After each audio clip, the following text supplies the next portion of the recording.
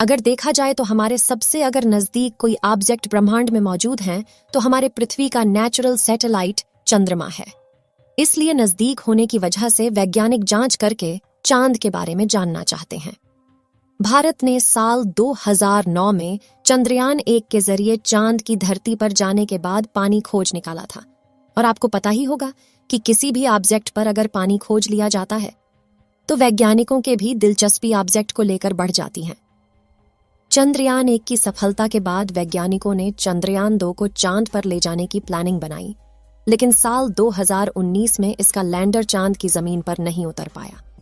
अब की बार 14 जुलाई 2023 को भारत का चंद्रयान 3 पृथ्वी से निकला था, जिसका मकसद चांद के दक्षिणी ध्रुव वाले इलाके में सॉफ्ट लैंडिंग करके वहां की जांच करना है।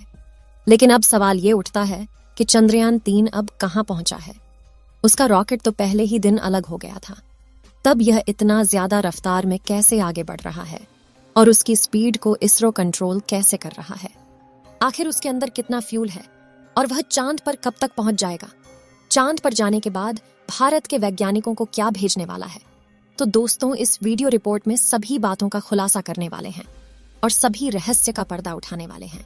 आप देख रहे हैं जीके दृष्टि यूट्यूब चैनल। दोस्तों, जब कोई अंतरिक्ष यान पृथ्वी से निकलकर किसी दूसरी दुनिया की ओर अपना रास्ता तय करता है तो वह सीधा अपने लक्ष्य तक नहीं जा सकता। इसलिए पहले वो अंडाकार कक्षा में पृथ्वी की परिक्रमा करता है। इस प्रकार 5 राउंड काटकर पृथ्वी से धीरे धीरे दूर चला जाता है। चंद्रयान 3 के साथ भी ऐसा ही किया गया है। चंद्रयान 3 पृथ्वी के चारों ओर अंडाकार राउंड काटता हुआ चंद्रमा के नजदीक जा रहा है।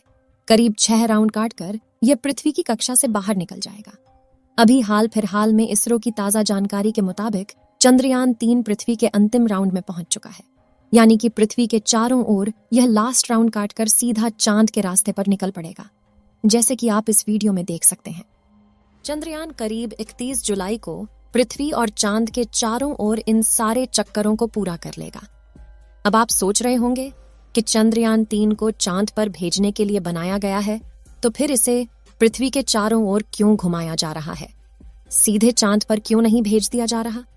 दोस्तों, इसका सीधा सा जवाब है कि चंद्रयान 3 को पृथ्वी के गुरुत्वाकर्षण बल से निकालना बहुत जरूरी है। इसके लिए इसरो खास तरीके का उपयोग करता है, यानी चंद्रयान 3 का पृथ्वी के चारों ओर परिक्रमा करने का चक्कर धीरे धीरे बढ़ता जाएगा और एक चक्कर ऐसा होगा जिसमें चंद्रयान 3 पृथ्वी से काफी दूर और चंद्रमा के नजदीक होगा। लेकिन दोस्तों, यह काम जितना हमें सरल लग रहा है वह इतना भी आसान नहीं है। इसमें कई सारे भयानक एक्सपीरियंस का सामना करना पड़ता है। इसके लिए थोड़ा और इस मुद्दे को गहराई से जानने की कोशिश करते हैं। आपने पूरी प्रक्रिया तो समझ लिया, लेकिन आप ये सब नहीं जान पाए होंगे कि चंद्रयान 3 तो अभी अंतरिक्ष में है, पर इसरो इसकी कक्षा को बदल लेगा कैसे। चलिए आपको बताते हैं। दरअसल वैज्ञानिकों को इन बातों के बारे में पहले से ही पता होता है, इसलिए इसरो ने चंद्रयान 3 की दिशा और कक्षा बदलने के लिए उसमें थ्रस्ट लगाए थे। इन थ्रस्टों को चालू करके इसरो चंद्रयान 3 की दिशा और गति को नियंत्रित कर सकता है। एक दिन ऐसा होगा जब चंद्रयान 3 पृथ्वी से 1 लाख किलोमीटर दूर चला जाएगा और फिर आपको यह रास्ता दिख रहा है। चंद्रमा और पृथ्वी के बीच के इस रास्ते पर चंद्रयान मुसाफिर चल पड़ेगा।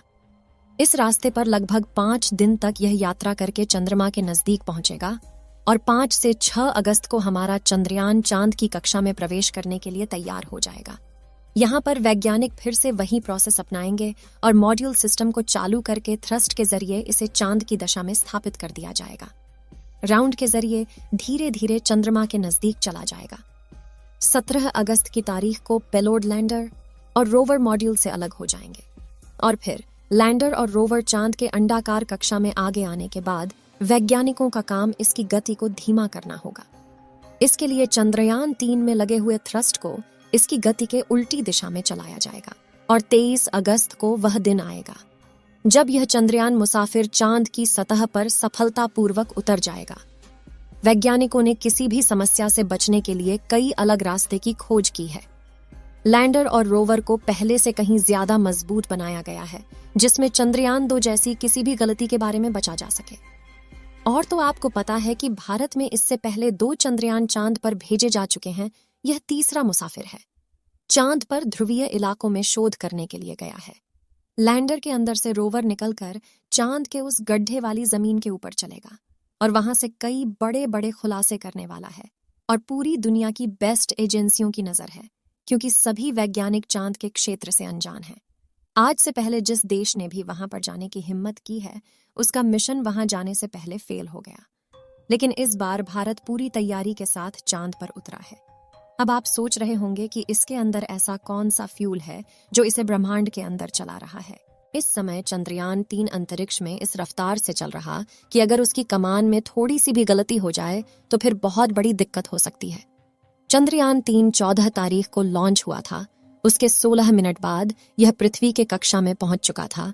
और यह भी आपको पता होगा कि अंतरिक्ष यान को पृथ्वी के वातावरण से बाहर निकलने के लिए 1 सेकंड के अंदर 11 किलोमीटर की स्पीड हासिल करनी होती है। इतनी स्पीड इस रॉकेट में लगे बूस्टर और अलग अलग इंजन हासिल कर लेते हैं। अब आपको बता दें कि रॉकेट में जो फ्यूल था वह क्रायोजेनिक स्टेज से अलग होते ही खत्म हो चुका है। मतलब लॉन्च से केवल 16 मिनट के बाद से ही पूरा का पूरा खेल पूरा हो चुका है। अब चंद्रयान 3 चल किससे रहा है? दोस्तों, इस वक्त चंद्रयान 3 तरह की एनर्जी से चल रहा है। एक तो उसके अंदर फ्यूल भरा हुआ है, दूसरा सोलर एनर्जी और तीसरा बैटरी। फ्यूल की बात करें तो यहाँ पेट्रोल या डीजल का इस्तेमाल नहीं होता। इसमें एविएशन कैरोसिन का इस्तेमाल होता है, जो हवाई जहाज में इस्तेमाल होता है। बल्कि चंद्रयान 3 में भी सैटेलाइट में यूज होने वाला ब्रॉडबैंड हाइड्रोसील होता है। इसको जलाने के लिए नाइट्रोजन ऑक्साइड का इस्तेमाल किया जाता है। और जब पृथ्वी से 1 लाख किलोमीटर दूर चला जाएगा, चांद और पृथ्वी के बीच के सीधे रास्ते पर चलना शुरू कर देगा। और इसी दौरान इसकी स्पीड, जिसे वैज्ञानिक बस्ती के तौर पर जानते हैं, 40,320 किलोमीटर प्रति घंटा से भी ज्यादा होनी चाहिए। क्योंकि धरती की कक्षा से बाहर जाने के लिए यह बेहद जरूरी है। अगर ऐसा नहीं होता तो हमारी धरती चंद्रयान 3 को वापस अपनी ओर खींच लेगी और यह मिशन बर्बाद हो सकता है। चलिए एक बात और जानते हैं। जब इसरो वैज्ञानिक इसके इंजन को फिर से चालू करेंगे तो इसके प्रोपल्शन मॉड्यूल में 2 बड़े इंजन टैंक लगे हुए हैं, जिनको जलाने से ऊर्जा मिल रही है। इसरो के वैज्ञानिक उस दिन का इंतजार कर रहे हैं जिस दिन चंद्रयान 3 और चंद्रमा अंतरिक्ष में एक लाइन में अंदर आ जाएं। एक लाइन में आने के बाद इसे पृथ्वी की कक्षा से निकालकर चांद के रास्ते रवाना कर दिया जाएगा। और फिर 17 अगस्त के आसपास इसरो के वैज्ञानिक कोशिश करेंगे कि चंद्रयान 3 की कक्षा को पकड़ लिया जाए।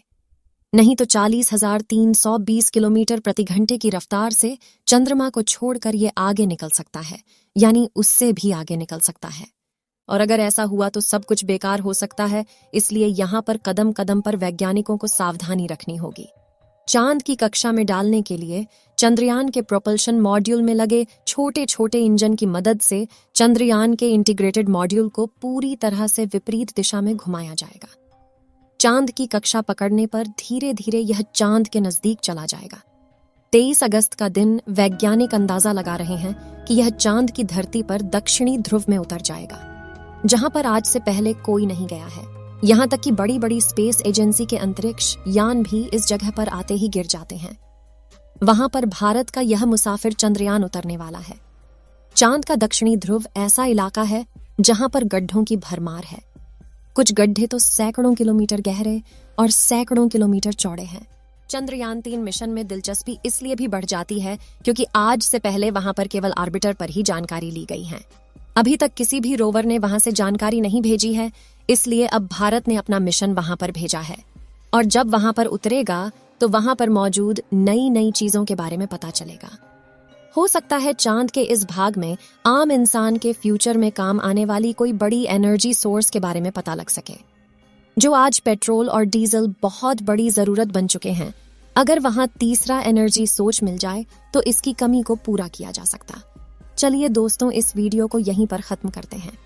इस वीडियो को एक लाइक जरूर करें और अपने मित्रों तक इस वीडियो को शेयर करें ताकि उन्हें भी जानकारी मिल सके। और अपने भरोसेमंद चैनल को सब्सक्राइब जरूर करें और बेल आइकन को ऑल पर सिलेक्ट करना बिल्कुल ना भूलें।